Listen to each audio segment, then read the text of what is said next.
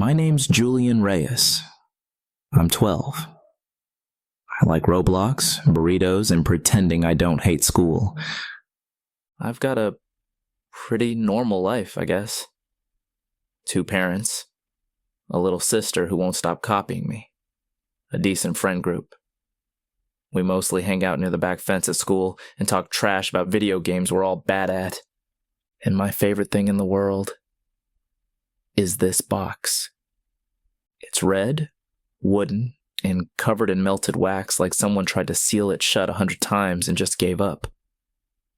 I found it a couple years ago when we were messing around in the woods near Jacob's house.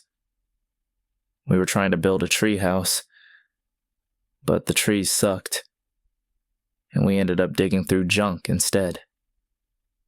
It was just there, sitting in the roots of this old pine, half buried. I remember picking it up and thinking, this is mine now. I didn't tell anyone. Just shoved it in my backpack and never looked back. I've never opened it. Not because I didn't want to. I just couldn't. The night I found it, I didn't sleep much. I remember lying in bed, just buzzing. My heart was racing and I didn't even know why. I felt wired, like I could punch through a wall if I wanted to. And I was angry. Not at anything. Just angry. At the ceiling. At the blanket for being too hot. At my little sister for breathing too loud in the next room. When I finally sat up, I swear I saw the box glowing faint red from across the room. But that's probably just my brain messing with me, right? Anyway, that was before everything with her. Before Naya. She transferred into our school in the middle of the quarter. Just showed up one Monday morning, standing at the front of the class while our teacher, Mr. Olmos, explained she'd be joining us. She didn't wave, didn't smile, just stood there with her arms straight at her sides, wearing this lacy black dress with a little white collar. Like a doll. Like one of those porcelain ones your grandma keeps locked in a cabinet. She sat a few rows ahead of me, and the first thing I noticed were her eyes. Huge. Round. Not in a cute way. In a she's definitely seen something unholy kind of way. She didn't blink much. Didn't talk to anyone. Just stared ahead. Everyone whispered about her. That she was creepy. That her mom worked at a funeral home. That she had no friends. Jacob called her Wednesday, and the rest of the group laughed like it was the funniest thing ever. But I didn't laugh. I just stared at the back of her head and thought, she's kinda cute. Which I guess is where this whole thing starts to fall apart. I tried talking to her at recess. Keyword, tried. We were both near the drinking fountain. I said something dumb like, cool dress. You going to a funeral or just cosplaying as Sadness? She just looked at me. Blinked once. Then turned and walked away. My friends lost it. I laughed too. Because that's what you do, right? But the second I looked back at her, I felt it. That twist in my stomach. The kind you get when you say something mean on accident and can't take it back. I wanted to apologize. I really did. Instead, I doubled down. Later that day, I balled up a piece of paper and threw it at her during math. It bounced off her shoulder. She picked it up, didn't even unroll it, and just dropped it in the trash without looking at me. I don't even know why I did it. My heart was racing. I wanted her to laugh or smirk or do something that meant she noticed me, but she didn't. At lunch, we were playing soccer with a half-deflated ball. I went for a kick, overshot it, and the ball slammed into her tray. Everything launched. Her sandwich hit the ground with a wet slap. Her apple rolled under the bench, and her drink exploded across her chest and into her lap. The whole table gasped. I laughed. Too loud. Too fake. "Sorry," I said with a smirk I didn't feel. She didn't say anything, just looked at me, eyes locked, unblinking, with the eyes of a hunter, like she was studying the exact spot to strike. And I don't know why, but I kinda liked that stare.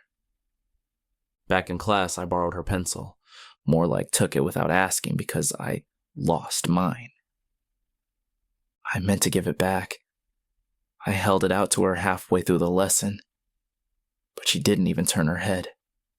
Just whispered, "Keep it," like the words tasted bad in her mouth. And in that moment, I saw it. A flicker of something in her eyes. Anger. Quiet. Simmering anger. Not the kind that explodes. The kind that waits. That night I told my parents about a new girl at school. I didn't mention the teasing, or the juice, or the pencil. Just that she was weird. That she dressed different. That she never smiled. My mom said maybe she was shy. My dad told me not to bother her. After dinner, I went to my room and pulled out the box. I held it in my lap and ran my fingers over the wax. Sometimes I do that when I'm upset. I don't even think about it. It's like the box gets warm when I touch it. Not hot. Just warmer than it should be. I held it tighter than usual that night. And for some reason, I couldn't stop thinking about her. Naya. The next morning, things started going wrong. Not big things, just wrong. Like when Mr. Olmos called on me to read from the book and I couldn't find the page, even though I knew I'd marked it. Or when I got up to use the bathroom and immediately ate it, face first onto the floor, because my shoelaces were tied together. I hadn't even noticed. My friends swore it wasn't them. But they still laughed like it was the best thing they'd seen all week. Or when I opened my backpack and everything inside was flipped upside down. Not dumped. Flipped. Like someone had rotated each thing and put it back exactly how it was. During recess, I followed a magical stuffed rabbit into the girls' bathroom. That's not a joke. That's literally what happened. It was small, white, and missing one button eye. It waddled across the blacktop, stopped at the bathroom door, turned its head toward me, and then darted inside. I chased it without thinking. And of course, that's when a yard monitor saw me go in. I got dragged to the office, sat in a plastic chair for half an hour, and tried to come up with any explanation that didn't involve the phrase, "a magic rabbit told me to." I didn't even bother trying. I just said I was being stupid. They believed that part. When I got back to class, Naya was sitting there. Same posture, same expression. Motionless, pale, eyes fixed like glass. I hated how perfect she looked sitting there. Like she didn't care what anyone thought. She was kinda beautiful. Like a painting you weren't supposed to touch but couldn't stop staring at. This time she turned her head, just a little, just enough to look directly at me as I sat down. I don't know what came over me. Maybe I wanted to break the moment. Maybe I just wanted her to look at me again. I reached into my desk, tore a corner off my worksheet, scribbled "creepy doll" on it, and flicked it at her back. It bounced off her shoulder and landed in the aisle. To my disappointment, she stayed perfectly still with no reaction. That night, I got yelled at by my parents. The bathroom incident, the detour in my grades, my attitude. I didn't say much. Just stared at the box while they talked. After they left, I picked it up again, and that familiar heat pulsed under my fingers. I felt sad, but it didn't last. The sadness turned into something else. Something sharp. I wasn't mad at anything in particular. I just wanted to yell, to hit something, to do something. Instead, I sat there, holding the box, and thinking about her. The next day started off normal, but I should have known better. First period, I reached for my pencil and it wasn't there. Not under my notebook, not on the floor. Just gone. Second period, Mr. Olmos asked me to read from my science book. But when I opened it, every single page had been dog-eared. Not just bent, but folded into weird sharp creases like someone had been sculpting with them. I couldn't find anything. Everyone stared while I fumbled, red-faced. Third period, I stood up to go to the bathroom and face planted right out of my chair. Shoelaces tied together again. This time double knotted. My friends laughed, obviously. One of them shouted, "Julian's cursed," like it was hilarious. And the thing is, it kind of felt like I was. At lunch, I barely touched my food. The mac and cheese looked like rubber, and I couldn't stop thinking about Naya. She was sitting at her usual table alone. Straight posture, same black and white dress, hair perfect, eyes blank. Everyone else avoided her like she was radioactive. But me, I kept looking. And the worst part? She never once looked back. Then I saw it. That stupid rabbit, the one from the bathroom, it darted under a table and toward the building. Fast, like it was late for something. I stood up without thinking and followed it. No one saw me. I cut through the lunch crowd and followed the thing past the vending machines, around the corner, and toward the back entrance near the janitor's closet. Then it stopped, dead in its tracks, and turned around. Its one button eye was missing. The other one? It blinked. I froze. My heart did this weird hiccup thing. When I looked again, it was gone. Like it had melted into the floor. I didn't tell anyone. Not even my friends. What was I supposed to say? That I was being stalked by a haunted Beanie Baby? So I went home. My parents were already mad. Apparently the school called. Something about inappropriate behavior and falling behind in class. I barely listened. I just nodded and stared at the wall. That night after dinner, I went straight to my room and held the box. It was warm again. Warmer than usual. Like it had been waiting for me. I sat there for a while, just holding it in my lap, staring at the floor. I didn't feel sad. I didn't feel embarrassed. I felt mad. Mad that everyone thought I was messing up. Mad that Naya never looked at me. Mad that the whole school acted like I was a joke. I squeezed the box so hard my knuckles went white. And the weirdest part? It felt good. The next day at recess, I did something stupid. Again.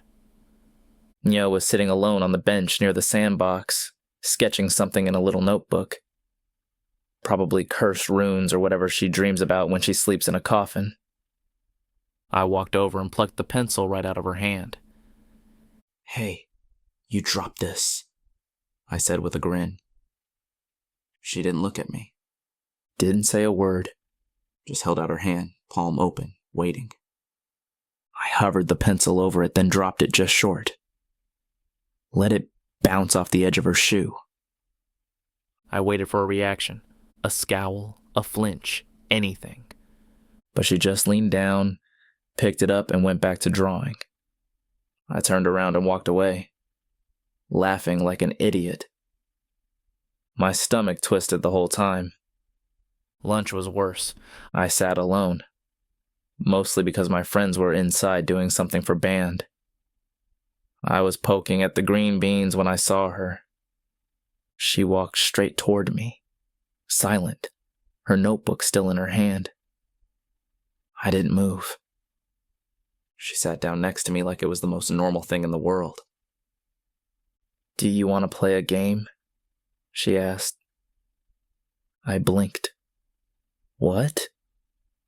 Her voice was soft, empty, but not unkind. "Do you want to play the mirror game?" I swallowed. She pulled something from her backpack, an ornate silver hand mirror, the kind you'd see in a museum. It was scratched and foggy, but I could still see my reflection in it. She held it between us. "Here's how it works," she said. "You watch a reflection. First one to move differently from what the reflection does loses." I laughed nervously. "Okay. But that's not how mirrors work." "Ready?" she asked. "What if I blink?" "Don't," she said. "Ready. Go." We sat there staring into the mirror. At first it was dumb. Just our faces, but for a second, I kind of liked it. Seeing us side by side like that. Her face next to mine. Like we were supposed to be there together. Then she tilted her head, ever so slightly, to look at me.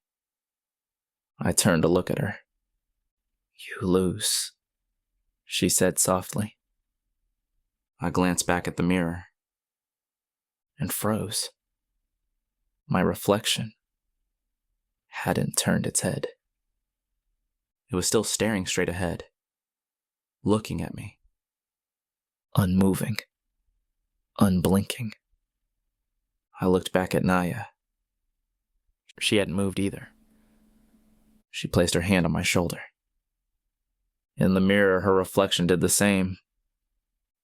"Be a good boy," she whispered. Then the reflection lunged. I screamed, fell backward off the bench. The mirror hit the ground and didn't shatter. It just thudded, like it was made of bone. When I looked again, Naya was gone. The mirror was gone. Everything was normal. But for the rest of the day, I couldn't look at any reflections. Every time I passed a window, I looked too long. And I swear, my reflection looked back just a little too slow. That night, I didn't talk much at dinner. My parents asked questions. I gave one-word answers. "Can I go to my room early?" "Fine. Sure. Whatever." I didn't even turn the light on. Just sat in the dim glow from my hallway holding the box. It was hot now. Buzzing under my hands like it was alive. My breathing got faster. My heart pounded. And then I saw it. In the mirror across the room. The one on my closet door. My reflection was snarling. Not moving like me. Not matching me. Just watching me with its teeth bared like an animal. I stared at it. Frozen. Then Naya's reflection stepped into view behind it. She placed a hand on my reflection's shoulder. And then she stepped out from behind the mirror. Out of my closet. In my room. Real. She was the same as always. Emotionless, silent. Her dress swaying slightly as she walked. But everything around her changed. As she took her first step toward me, the air grew heavy. Hot. The candle on my desk flared, then went out. And behind her, something caught fire. It wasn't big at first. Just the corner of a curtain. Curling, blackening, glowing orange. Then it spread. I was frozen. Sitting on the floor with the box in my lap, pressed against the wall like it could protect me. I couldn't scream. Couldn't speak. She kept walking, slow, even footsteps across the carpet. Her eyes never left mine. And as she moved, more things burned. The edge of my math book. The sleeve of a jacket hanging from my chair. The flame didn't roar. It just grew, slow and alive, like it was breathing. Like it was watching me. Naya stopped about an arm's length away. The glow of the fire danced across her face. She tilted her head. Just a little. Curious. Then finally she reached out a hand. "Give me the box," she said. Flat. Calm. I held it tighter. My whole body shook. I didn't know what would happen if I gave it to her. I didn't know what would happen if I didn't. The fire reached my bookshelf. I could hear my posters curling, the air warping with heat. And still, Naya didn't flinch. She waited. Patient. Unblinking. I looked down at the box. My hands were shaking. I lifted it slowly. And as soon as she touched it, as soon as her fingers curled around the wood, something left me. It came out like a breath I'd been holding for years. A sharp, sudden exhale that felt too big for my lungs. All that tension. All that heat. Gone. Like it had never been mine to begin with. And in that moment, with the flames growing, the mirror cracked behind her, and the weight of her stare pressing into my chest, I realized something. I didn't feel angry anymore. I felt scared, tired, alone. But the anger, it was gone. She looked at the box. Her brow furrowed, the tiniest wrinkle in her otherwise perfect face. She tilted it, squinting slightly like she was trying to see through it. Then, for the first time, she looked a little surprised. Like she hadn't expected it to fight back. She whispered something, too quiet for me to hear, and the fire around her surged once more. But she didn't flinch. She turned her head toward me. Her expression was still blank, but her voice had something else in it now. Not cruelty, not kindness, just truth. "You need to stop hurting people," she said. I nodded.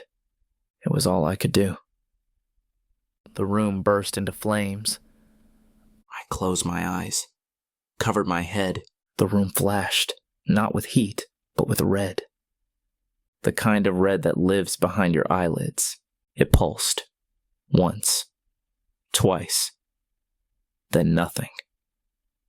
When I opened my eyes, she was gone. No fire. The box was gone. And the mirror.